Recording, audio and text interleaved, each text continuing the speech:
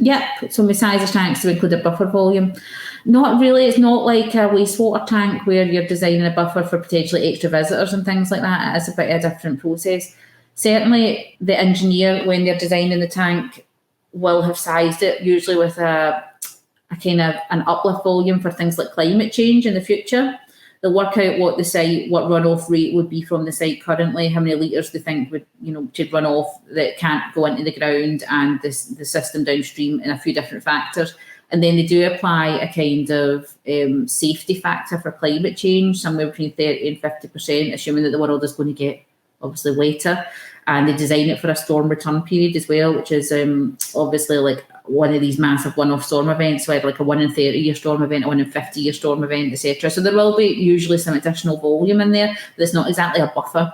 It's designed to cope with even these very rare storm events, and then with the assumption that the world is going to get, wetter and hotter, which it is, it's a fact. So they do design with usually a kind of 30-40% storage for climate change. But us at Graph don't apply that buffer. We will size the tank to the same size as, or as close as we can, to what is on the drainage drawing that we receive. So really the engineer should have considered these factors before we see the drawing.